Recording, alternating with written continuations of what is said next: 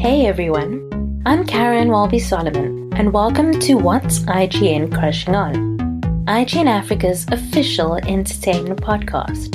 I'm your host, and I'm joined as always by my producer and editor Rebecca Barches. So this is a show where we discuss all things entertainment and pop culture with a new guest every week.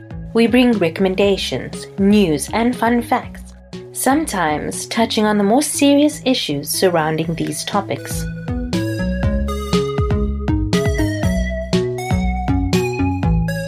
Hey Rebecca, how have you been? Hi there, long time no see. Been 2 weeks, can you believe it? Been a whole week since I saw you, 2 weeks. What was it? Yeah, but it feels like it's been like yesterday, but also 3 months ago. You pretty much summarized like the entire lockdown.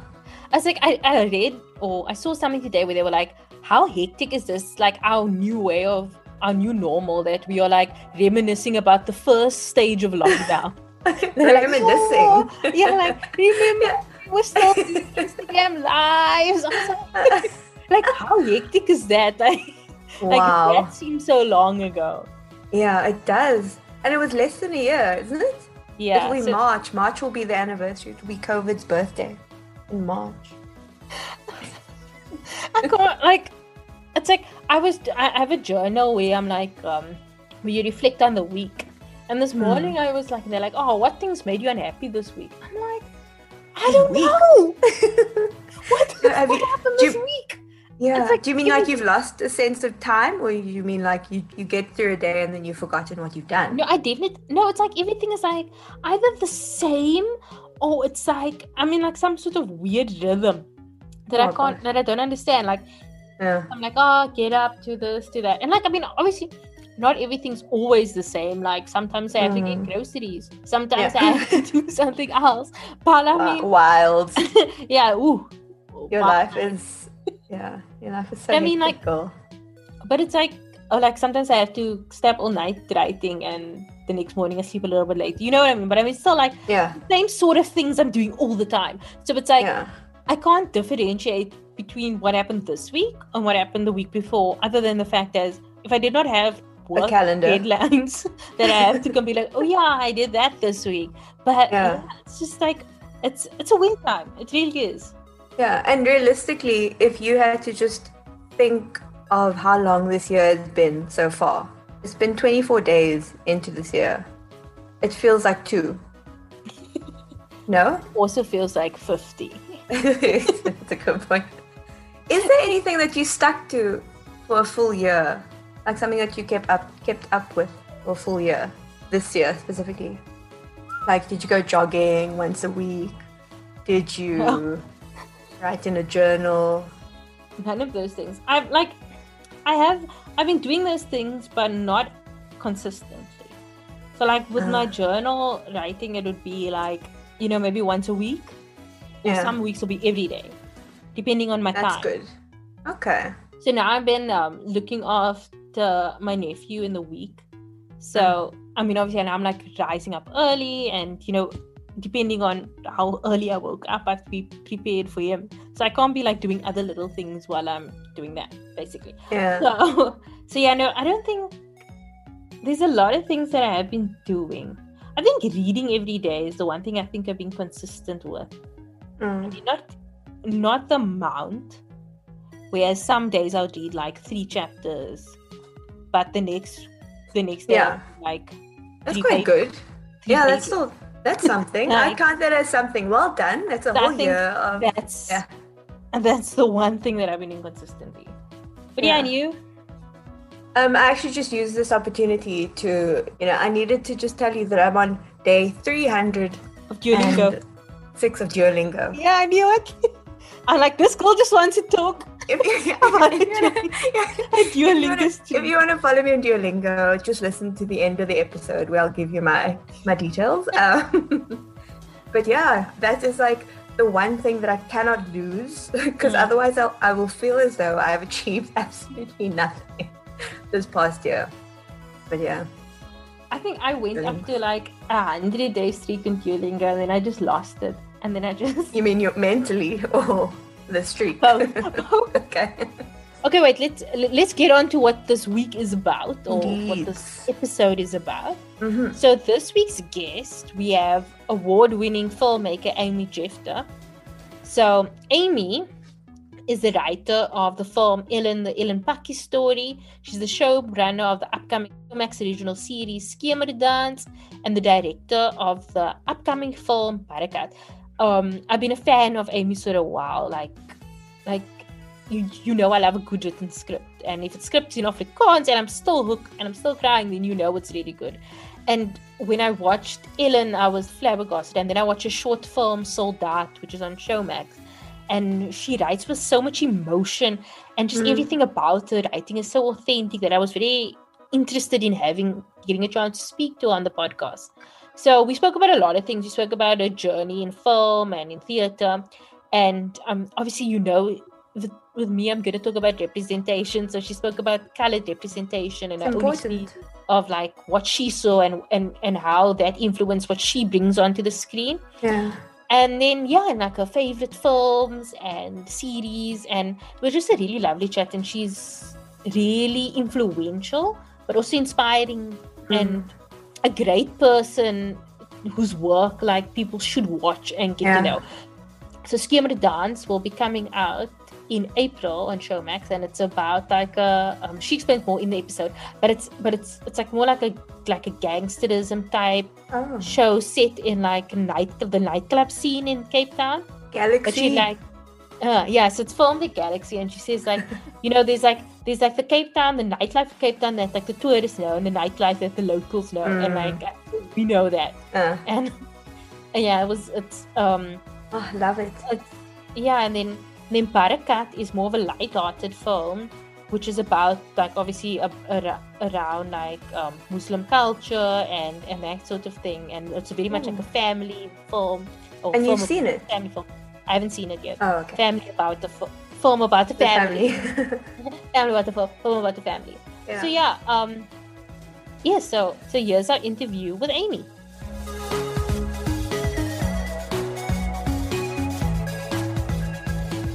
So have you been, like, how has your 2020 been? Good. It's been a long one. It feels very long. I'm glad to be getting to the end of it and wrapping up, but it's also been a very fulfilling year, I think. Tell me more about you. Like, where did you grow up? What is your background? So I'm from Cape Town. I'm born and based and bred in Cape Town. I grew up in Mitchell's Plain. I grew up in between Mitchell's Plain and Bishop Lavis. I think my family is also from Cape Town, so my roots are here. And I come to the arts and to film and TV via theatre, and studied theatre at a tertiary institution, and then kind of made my name and made my work with theatre, and then eventually ended up here. So, I mean, my background is pretty much rooted in South Africa. So did you always want to be a writer or to work in theatre? I always wanted to be a storyteller of some sort. Yeah, I always wanted to be a journalist. I wanted to be I wanted to write novels for a while. I didn't have the patience for that. So I eventually ended up in theatre and in the arts. I think I always just wanted storytelling was my passion from the beginning. So what would you say has been like your highlights for you personally in your career this far? I think highlights has been getting to work with people that I've always looked up to. So getting to travel a lot. That's always been a fortunate part of my work, is that I don't have to always be in the country to do it. And I've had a lot of opportunities to travel and a lot of opportunities to see the world, and to have that influence my storytelling, and to have it influence my films and the things I write. I think becoming a citizen of the world through my writing has been probably one of my biggest highlights. So I wanted to ask you about the Ellen Pakkies Story. So it was so beautiful and like such an emotional film. Like, what process did you go through in order to write it? So a lot of that story was written with a lot of intense research and sitting with Ellen and, becoming a part of her life over the course of a year almost we spent with her. So I think having her as the first resource to write the film was probably the best thing that we could have had, because it allowed me to just get into her mind and it allowed me to get into her story as well. And yeah, it was quite it was a heartbreaking process, obviously, because I got to witness a lot of things that I had not been exposed to growing up, not firsthand. Like I'd heard a lot of stories about drug addiction and took addiction, especially, but it was the first time that I, got to see a lot of those things with my own eyes. So yeah, it was an intense process, but necessary. necessary, I think, for the way the film came out. So what was what was Ellen like as a person? I mean, I think what she has obviously learned a lot of lessons from that time in her life. It's been long enough for her to have processed and healed from a lot of the trauma. She is a motivational woman. She's very encouraging. She's very optimistic. She's got a great energy. And for someone who's been through such a hectic, traumatic experience in her life, she is surprisingly positive. And I think that's what really stuck out about getting to know her, that she's got a lightness and a joy to her. So you said, like, during the research, like, you had like experiencing people that have gone through drug addiction, have gone through like took addiction in particular. So did you spend time with people who had gone through the journey, who had suffered from addiction? I didn't so much spend time with people who were drug addicts. To focus for me of that story was about what the people who are having to look after and care for and love people who are addicted go through. Because I think we've had many stories of the drug addict side of the story, but we haven't always seen what their family has had to go through. So yeah, it was more about spending time with the people who were affected by and listening to what those stories are that I wanted to kind of key into. Because okay, I'm like going like totally off tangent here, but me, like, in particular, I went to watch the film with my mom, and my sibling went through drug addiction, took in particular, and I think that and just seeing it is like seeing your story represented. Like, we from Retreat, we right next to Lavender Hill. It was. I mean, even though this is a true story, it was amazing how it could represent so many different people, like almost like it was fiction. Yeah. I mean, I think there's a similarity to a lot of the experiences of growing up on the Cape Flats, for example, about how our families are structured. There's a similarity to sort of how we live in a shorthand. And then, of course, like the experience of having someone in your family who is a drug addict or who uses TIC. I think that a lot of those stories were quite silent for a long time. Like, people didn't know that other people had or were experiencing or suffering the same thing. And yeah, I think that's what was great about the film, is that it made people feel seen. So, like, going off that, so Soldat, I cried for that. I feel like there's like a common thread. Like, I cried for everything that you wrote, but I mean, yeah. But so what inspired the writing of that? Like, it was so brilliantly, like, I don't want to spoil it for anyone who's listening who watches it, but like, the twist was so brilliantly done. Like, I did not expect it. So what inspired the writing of that story? So that was a short film that we did as part of the Silver Scadam Fest with my business partner, Ephraim Gordon. We have a company together. We study together. We have a very long history. We have been friends for 14 years now. So we started collaborating on wanting to tell, to make a short film. And it originally started as kind of this idea of like a vendetta, like how long can you hold on to a vendetta? How long will you wait for revenge?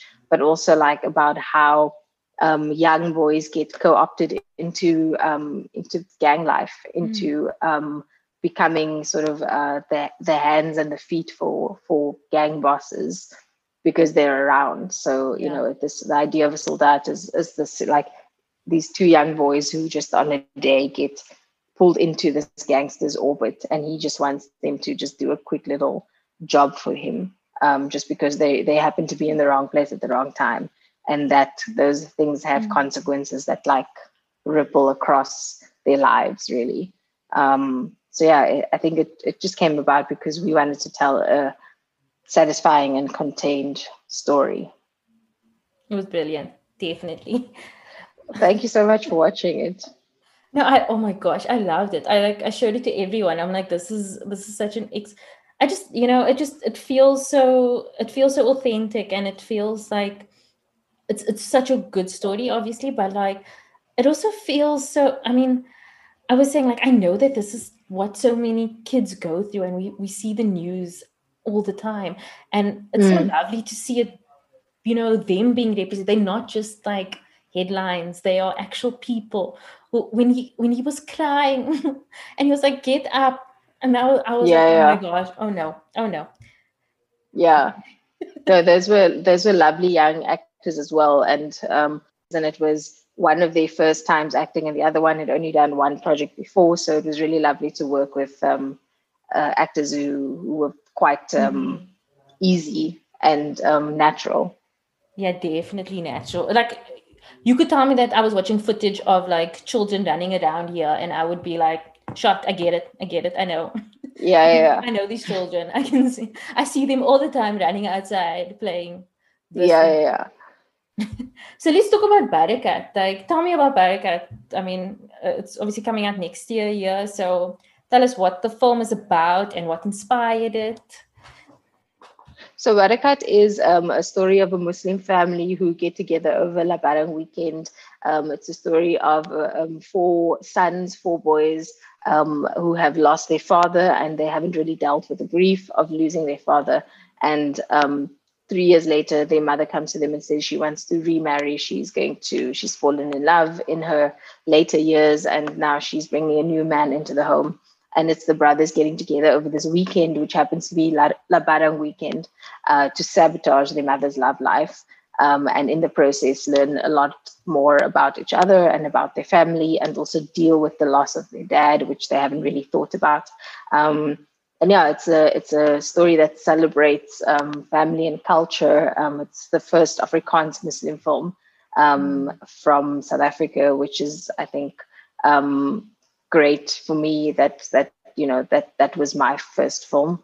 It's my first film as a director. I haven't directed a feature before, and Ephraim Gordon, who again I have my company with, it's his first film that he's produced. So yeah, we're really excited about it. It releases in May next year, and it's had some like really good festival traction, and has connected with a lot of audiences across the world already. So we're very excited to bring it home. So what is your experience like directing? How did you enjoy like your first feature film?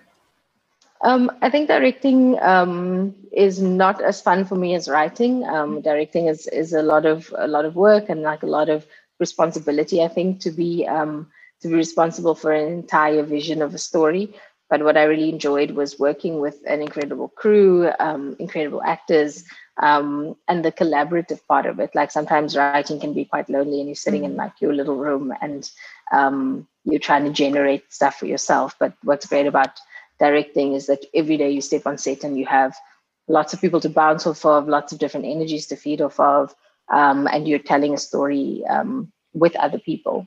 And that's the part I think I really enjoyed, even though it's a lot of hard work. Like I have to work very hard when I'm directing, whereas sometimes I don't feel like I have to work that hard when I'm writing. So Skemerdans, I'm so excited. So what can you tell us about that? So Skemerdans is a story set on the Cape Flats. It's a neo-noir thriller. It's set in the world of nightclubs, and it follows a family who own a nightclub. on Voortrekker Road, and the nightclub is under the grip of this crime syndicate who want to sort of turn it into one of the make it part of the criminal network. And it's this family fighting back against the kind of darkness that's overtaking their legacy. But it's also about the legacy of a family. It's about power struggles. It's very far away from Barakat, because Barakat is warm and fluffy and emotional, and this is a lot more nail-biting and gritty and darker. I think it's coming to Showmax in April next year, and it's a chance for us to just explore a different side of our storytelling. So you guys filmed at Galaxy, yeah. I think I don't think you're any more part of the culture than filming at Galaxy. No. I mean, a lot of people obviously grew up within Galaxy and West End, and a lot of people have their early their early teenage and young adult lives at Galaxy, and a lot of our parents and even my grandmother went to Galaxy because that club's been around since the early 70s. I think it was really exciting and iconic to be within that space, because the walls have stories in that you don't have to add anything more when you get there. It's the place is already so alive. And what inspired the story about the family and that sort of thing? I think it was just that music, a certain kind of music is such an iconic part of Cape Flats. Growing up in the Cape Flats, it's that nightlife kind of music. It's jazz, it's Cape jazz particularly. We wanted to showcase that music and that sound. I think it was just inspired by nightlife in Cape Town, but not just not the tourist side of the nightlife, but the nightlife, if you're a local, the nightlife, if you're a regular who go and frequent these establishments. So and like I said, it was trying to tell a story that was not the usual ones that we were known for telling. We didn't want to do another soft family comedy or drama. We wanted to do something that had a little bit of edge. So with regards to colored representation in the media, so how important do you think it is for us to move away from being just the butt of a joke, that there's more authentic stories about us being told? How important do you think that is? Yeah, I think that's been a part of our mission statement as a company from the beginning, and a part of my mission statement as a writer and a creator and a storyteller, that I didn't want to just give a sort of stereotyped version of my culture and my people. And that, yes, we are often comedy or comic relief, or it's about making fun of what we sound like, or putting on a stereotyped face. I always wanted to have representations that were a little bit more nuanced and a little bit more complex, and to show our humanity and to show the detail of our lives. I think it's very important for especially young colored people to grow up and see that there are multiple ways to live, and to see themselves represented, whether they're middle class, whether they're from the Cape Flats, whether they're Afrikaans speaking, English speaking, whether they're Muslim, whether they come from a Christian household. I think all of those representations are valid when it comes to whatever the colored experience is. I think it's important for us to show that in as many ways as we can in the media. And when you were growing up, what is your experience with seeing colored culture represented in TV and film? I think for a while growing up, not a lot. I think I tended to see more of people who looked like me in sort of American sitcoms. So it's growing up and seeing the Black American sitcoms on television, and seeing, okay, cool, there's people somewhere else in the world that looks like me. And then of course there's watching in later years, early 90s and stuff, there was a string of really great television sitcoms again, like Fishy Fashions and those kind of things, where I'm okay, I see the start of a kind of a representation of what my people look and sound like, but it was still very broad. It was still kind of using us again as comic relief. I think in the last like 10 years or so, there's been this like a great wave of colored films coming from Cape Town, coming from South Africa, that shows that started to show our experience, or at least started to show how complex we are as people. And again, those stories are the violent stories often, because that's kind of, we need to get that out of our system first, like the difficult stories. So yeah, I think here, growing up, I didn't have a lot of things to hook onto. I guess I didn't see myself and my community represented as holistically as I wish I did. Okay. So why did you decide to start, like, I think you've spoken about this a bit before, but more specifically, why did you decide to start Paperjet Films and, your guys' vision around that?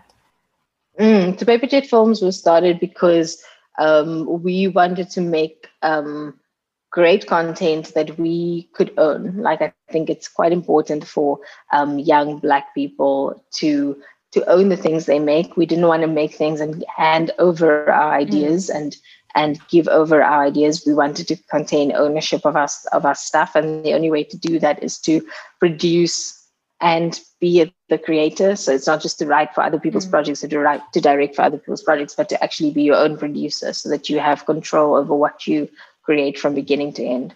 So that was kind of one of the first missions that we were on. And then, of course, we wanted to open doors for ourselves so that we could open doors for other people. We wanted to open up the industry. We felt like there was not enough voices like ours in the industry.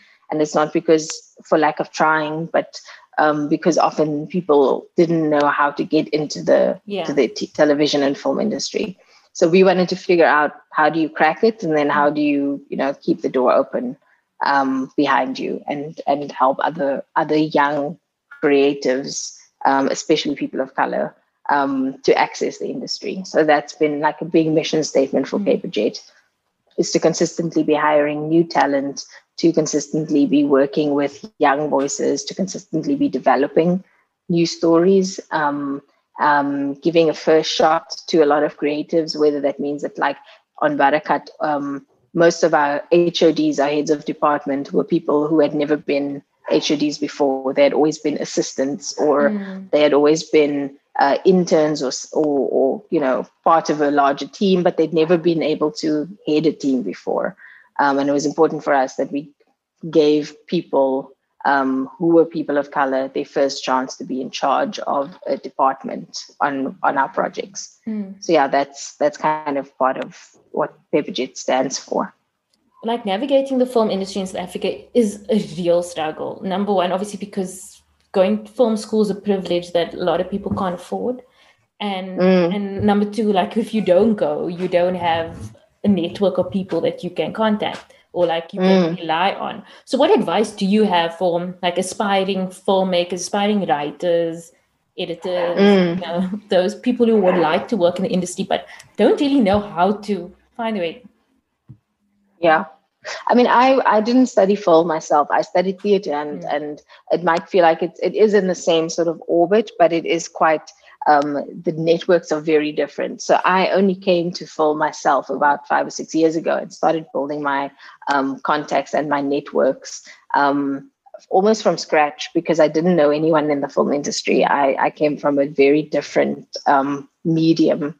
I think the first thing is always to find your people, like to find your team. So you really can't do this thing alone. And I don't think you're going to crack it alone. You have to surround yourself with people. Whether that means you find one other collaborator and it's just you and that person, one other person to bounce off of, one other person who shares your vision, one other person who's also at the same stage of their career as you are. Find your like peers, because I think, that's the family that becomes your family that you grow up with in the industry. So yeah, I think that's been especially important for me. Don't try to do it alone. And then once you find your other person or your group of people or your group of friends, just start making, start doing. That's what a lot of these great companies who started small and started young did. They found their friends and then they started making their stuff. And you can do it now in so many ways. Like, you don't need professional equipment. You don't need, like, YouTube is free, phones are free, editing software is free. You can find all of these things and, make stuff continually. Be working on your craft while you're waiting for something to happen. Okay. So with regards to you, like, if you could work with anybody, who would you love to work with? Like, oh man, I've got a very long list. I think most of the people that I really look up to locally that I haven't had like a chance to work with, that I really love their work, is like people like Yellowbone Entertainment, Jamil Kobek and Leila Swat. They make incredible movies. I really look up to them, and I love their work, and one day I would love a shot at working with them. I always really love the guys at Gambit Films, Nasipo Demisa, and Darren Joshua. They were one of my first kind of supporters as a company, and I haven't had a chance to work with Nasipo yet, and I'd really love that one day. So yeah, I think I've got such a big list. I can't think of everyone now off the top of my head, but I really look up to some amazing local filmmakers. The guys at Kate Panzerger and Elias Ribeiro, they're also South African producers whose film was just nominated for shortlisted for a Golden Globe. They filmed This Is Not a Burial. So they're producers that I really look up to, and I love the kind of work that they make, and I'd love one day to have an opportunity to work with them. So yeah, it's great to be inspired by people who are around you in the industry. You know what I mean? Like, I'm not necessarily looking overseas and being like, oh, there's this, I want to work with Leonardo DiCaprio or whoever. Like, I think it's more important for me to aspire to work with people who are here within reach and are some of the best talent that we have in the world, I think. Do you think the South African film industry is going through like a boom right now? Because it feels like a lot of great content is being made, and like it is. And I think what's really exciting is that the world is looking to us for stories now. Like, I think Africa is on the map in a big way, and hopefully it's not just the trend, but the trend is towards Africa. So a lot of eyes are looking here. People want to film here, but they also want to tell our stories, and a lot of our stories now are hot, overseas, and things set in South Africa and coming from South Africa is hot. So I'm really excited by that, because it's given a lot of South African creatives an opportunity to have them to put themselves on the international stage, and to have their voices heard outside of the country.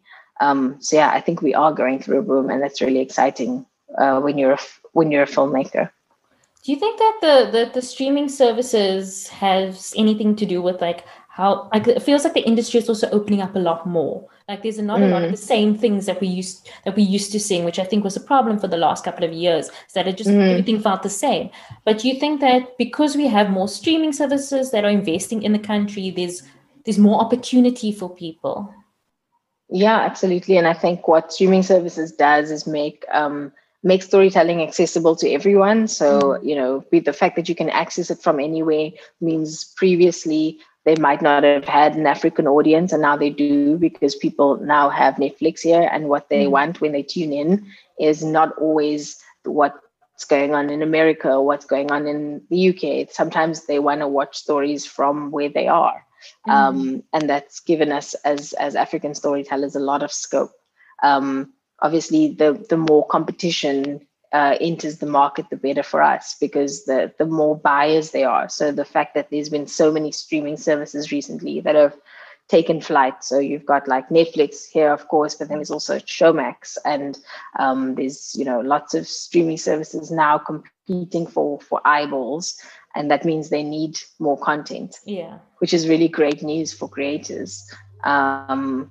And I think, it's just that the world is moving in a global direction.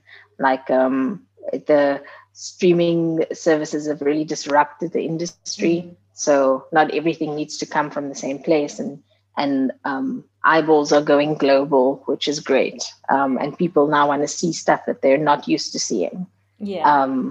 So that's exciting for us because there's so many untapped stories here. That's so true. And it's also like, it just opened it up to more authentic stories, because I think the problem that a lot of people have been like saying about the South African entertainment industry is that it feels like they're just working with the same producers and creating similar content over and over because they know it works. But now, because they need more content, they're more likely to take a chance on new and upcoming filmmakers, which is, which really does make things better for everyone else. I don't know where my question exactly was. No, I mean, I think you're right. It's very exciting that that people are being forced to diversify and that they're being forced to look outside of the same bubbles. Of course, you're always going to have certain channels or broadcasters or networks that are always going to be hiring the same people over and over. But I think there are opportunities now to take chances on new and undiscovered voices. That's really exciting. So what filmmakers are you inspired by, like in general? Sure. I'm Wong Kar-wai is one of my favorite filmmakers. I'm like just thinking of Bong Joon-ho. I love Asian cinema. I watch a lot of kind of international cinema. Like I said here, Jamil Kobeka in South Africa. I'm trying to think of the last kind of films. I'm watching a lot of TV at the moment. I really love Ryan Murphy shows. My tastes are very eclectic. Like I try not to like box myself in as like a purist, like, oh, I only watch these kind of films. I try to watch everything from like highbrow stuff to like very lowbrow stuff. So I love watching reality TV, and I am not ashamed of it. I really love terrible reality TV. And then, I mean, everything from the Kardashians, I'm a big fan. Paradise Island, The Bachelor, like I'm into that kind of stuff. The cooking shows, the Master Chefs, the British Bake Off, like, that kind of entertainment that is entertaining, like that relaxes me. But, at the same time, I do like watching In the Mood for Love, or like Heat, or like Noir, or like old school, like that kind of thing. So my tastes kind of vary, and depending on the state of mind I'm in, or even what I'm writing, I like to change up what's on rotation for my films and my music and my books. So like for example, when you do like Skemerdans, are you watching a lot of noir? Are you listening to? Yes, absolutely. So I'm listening to what was I listening to? Inspiration for the soundtrack. So a lot of soundtrack for Drive. I'm watching a lot of like Nicholas Winding Refn films when I'm like Neon Demon and Drive, when I'm doing that show. I'm reading actually a lot of Dion Meyer, because there's a kind of, I'm preparing for another project, but there's also a kind of noir element to his writing, especially South African kind of noir element. I was listening to a lot of Herbie Hancock, because he's kind of got that 70s feel that we were trying to capture in the look and feel of Skemerdans as well. That's like a retro element to his music. So Skemerdans gave me a lot of diverse influences, which was great. Okay. So can you tell us about, like, I read in your bio about the work you do with the Women's Playwright International and the African Women's Playwright. How important is it for you to empower other women in writing? I think that's always been like a part of my mission that goes hand in hand with my work. Like the moment I was in a position, and it came from being in academia, and it came from when I was teaching at UCT and I was a lecturer, where a lot of your work is about mentorship and training, and working to open the door for people who are coming behind you in a way. I guess that's what you're doing as a teacher all the time.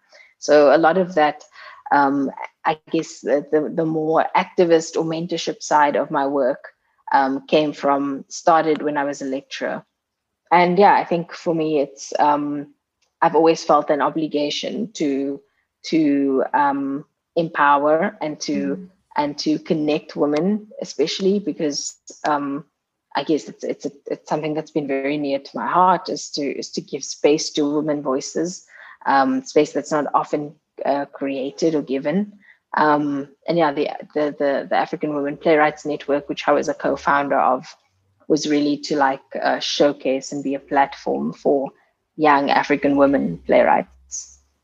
Because I mean, I'm obviously talking from my very limited experience, but from seeing work in South Africa, until now recently, we haven't seen a lot of work by women of color, so colored and Black women in South Africa, and just do you think that they don't have it it's an empowerment thing, or do you think that there's just people aren't giving them chances? Why do you think that is? I mean, it's half of it for me is an accessibility thing. People don't necessarily know how to get into whether they're mainstream spaces, whether they're theaters, whether it's tapping into the film industry. So a lot of it is not knowing where the gates are. And then I think the other part of it is not being young talent not being seen early enough and being recognized and being seeded and being allowed to blossom. So it's that people are not looking at a young voice or looking at a young storyteller or a short story and saying, this is a great voice, I need to nurture it, or I should get in touch with this person and give them an opportunity, or here's something worth listening to. So yeah, sometimes for me it's a problem of not being seen, or people not keeping their ear to the ground, and sometimes it's a problem of access, where those storytellers and those writers actually are out there. They just don't know how to get through. Okay. So I want to ask you, so what is your all-time favorite series of all time? Without hesitation, it's The Wire. The Wire is the best, for me, the best television ever written. From beginning to end, I try and watch The Wire at least once a year, the entire series. See that influence in your work. Yeah, I really, that's amazing. But also, I think David Simon is a genius. And I think that series just is a great illustration of the way he managed to marry social issues with great drama, with amazing characters, with very gripping plots. It's got, for me, all the ingredients of perfect television, really. Yeah. So how would you describe perfect television? I mean, it's a marriage of craft and pace. So be entertaining, but also be a master of the technical side of your craft. So yeah, that's I think what happens in The Wire. So what did you say is your all-time favorite film?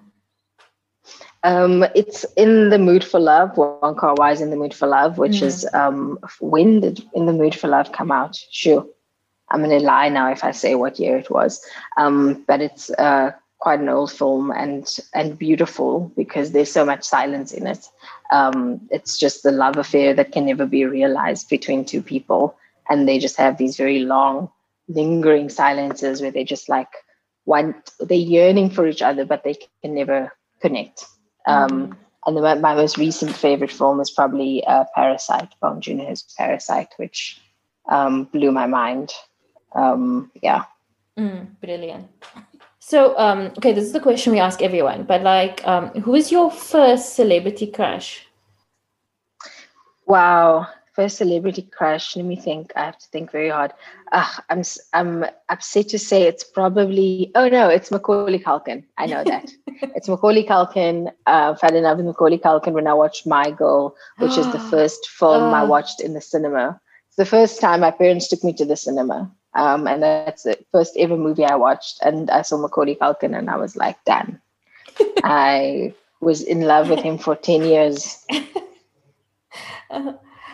But and how much did you cry in that scene where she like with the glasses? She's like, you can't see. Yes, where he gets stung by bees. I mean, it was heartbreaking, and it was devastating for, I don't know how old I was at the time. Like, what? I don't know, like 10 years old, It's like 8 a years old. very hectic movie for your first movie.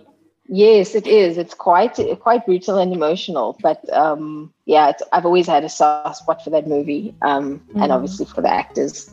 Okay, thank you so much, Amy. Thank you so much. It was lovely to talk to you, and thanks for inviting me.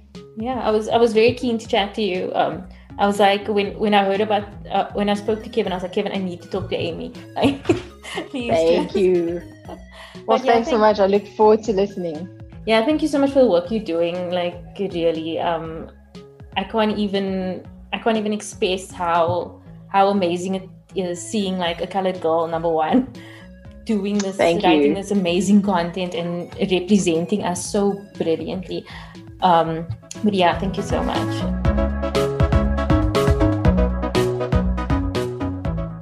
So that was our interview with Amy Jephta. You can find her at The Brave Girl on Twitter.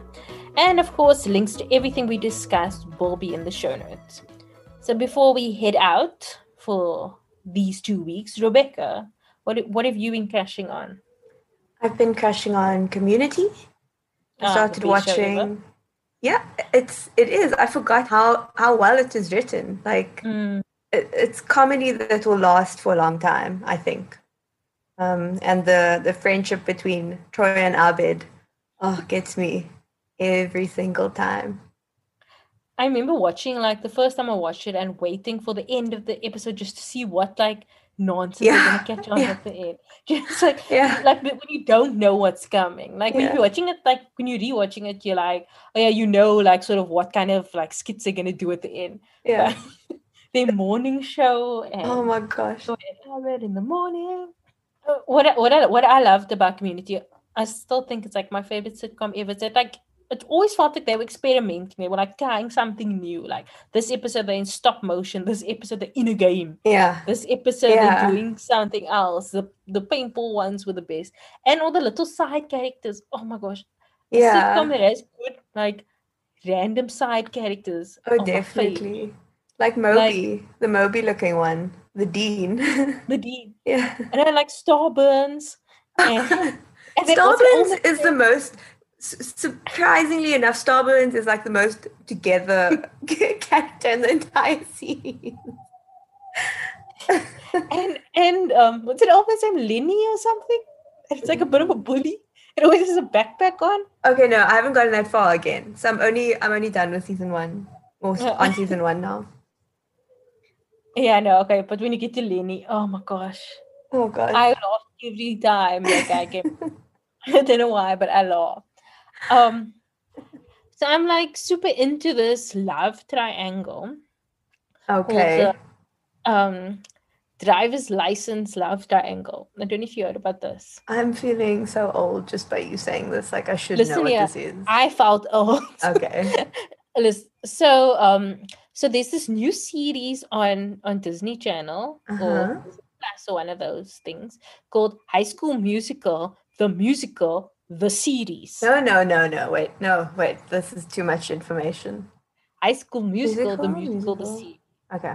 I sound like I'm like scripted, but I'm not. Anyway, so there's this new show called whatever High School Musical. In the show, it's at the school, and the school is putting on High School Musical, the musical. Okay. And that's what the story is about, basically. Okay. So it's like this is. Is it confusing you? Not confusing me. It sounds like a lot of waste of life. But please tell me why I should be watching this. Oh, I don't know. I haven't seen it either. Oh. That's the point. Although I had heard like that some people said they enjoyed it, so I was wanting to watch it, but I just haven't had a chance. And plus on Disney Plus, which isn't available in South Africa, which really sucks. Anyway, so basically, this girl, her name is Olivia Rodrigo. She plays the main character in the show. I think her name is Nini or something. And she released a song called Driver's License. And it's all about her driving around this neighborhood about this guy that like she had this relationship with, but like she drives past this neighborhood and then she gets sad. But here's the thing: I listened to the song and I was like, I don't know what went over me. I don't know what neighborhood I ended up in my head, but I became obsessed. And I listened to the song like over and over again, and it's really sad. And I was like shedding tears. I was just feeling this emotion. And then the song was like number one. Like lots of people were apparently listening to it, and like the record company itself was like shocked. Like why is the song doing so well? Anyway, comes out that people suspected that the song was about her co-star in the show, who she also sort of like people thought that the two of them had a romance and like they had broken up and blah. And then and in the song she mentions, yes, you with this blonde girl that's older than me.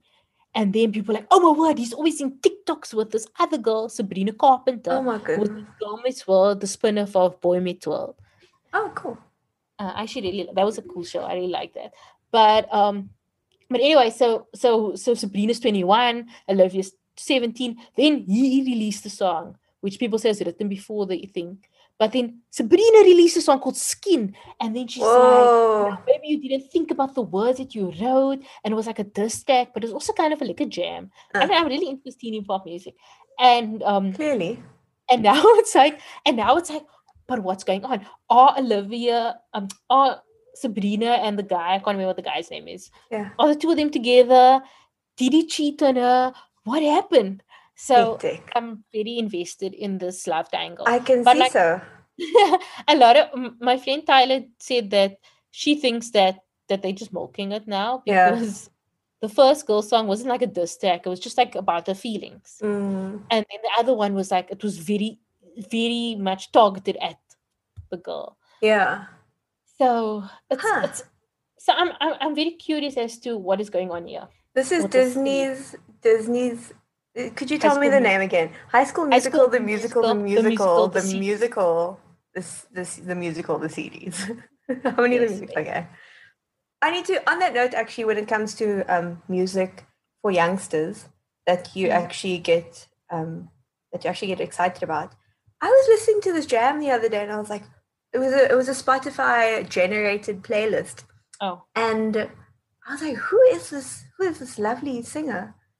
And this is such a great song. I'm freaking in love with it. And I looked to my left, and it was Willow by Taylor Swift. And I was like, I needed to tell. I need to tell Kat about this. Told you.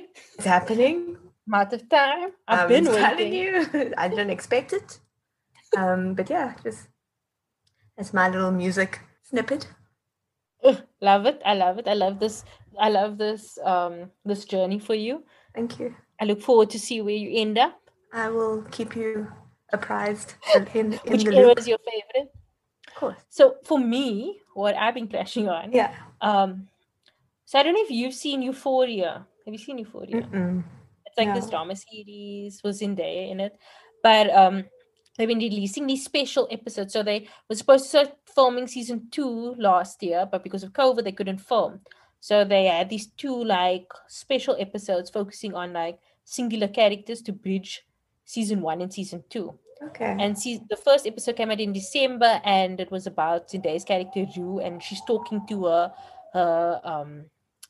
like her sponsor about like sobriety and like and addiction and that sort of thing. And it was just such a brilliant episode, the way it was shot, the acting, like the script, the emotions that came through. And then the second episode, which came up this weekend, was about the character Jules. And it's sort of like her journey, and there's a lot we don't learn about her in the first season. And the first season came out in 2019. Oh, wow. But it's such a good show that it's like it hasn't gone out of like conversation. People are still talking about it. Zendaya won an Emmy like last year for it.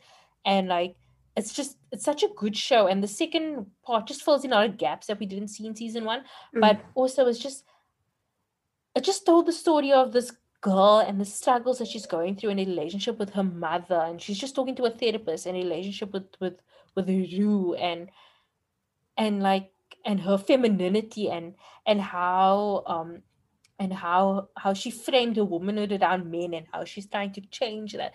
And it's just written beautifully, and the acting is so well done. And like I can never forget how much I love the show. It's like a teen drama, and it gets a lot of criticism because it's very sexualized, and there's a lot of drugs and that sort of stuff in it, and a lot of people think that it's like glamorizing it, but it's a very good show, and I think so. I think it's just brilliantly written, directed. Even the makeup is like, and it's very much Gen Z, and it's very much written for Gen Z and about Gen Z, and yeah. So anyway, I'm been really crashing on the second special of Euphoria. Okay. So yeah, that's all from us. Me you can find at Caryn Walby on Instagram, at Caryn Walby with an S on Twitter, and sign up for my newsletter, Wild Streams, at wildstreams.substack.com. Rebecca? You can catch me on Duolingo at Rebecca ZA. Or just like send me an email or something, man. Email us at crushingonpod@gmail.com. You can also follow us on YouTube at What's IGN Crushing On. And guys, please don't forget to tag us on Instagram when you listen to the podcast. Just do a little share to Instagram story and tag at Crushing On Pod. Like, it really helps to bring to get our name out and stuff. Yeah. The podcast can be found at Crushing On Pod on Twitter, Instagram, and Facebook. You can find more information about this and all our other episodes at our website, crushingonpodcast.com, and send any feedback to crushingonpod@gmail.com. Join our Facebook group, Crushing On Club, where we chat about the show, celebrity news, recommendations, the whole shebang. Let us know what you think about what was discussed in this week's episode by sending us a voice note or email to crushingonpod@gmail.com. The show is produced by me, Caryn, and Rebecca Barches.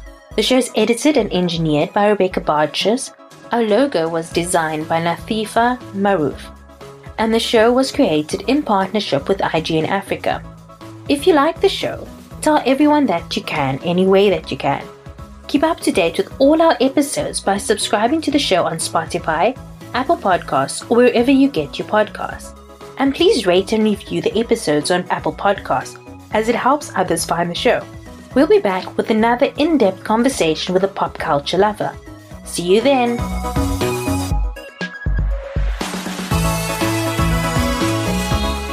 Then I see that little owl calling me. Yeah. And I'm like, oh, that owl. And I feel so guilty. And it's like, when you've kept your library books for too long, and you're scared to go back because you don't want to deal with it.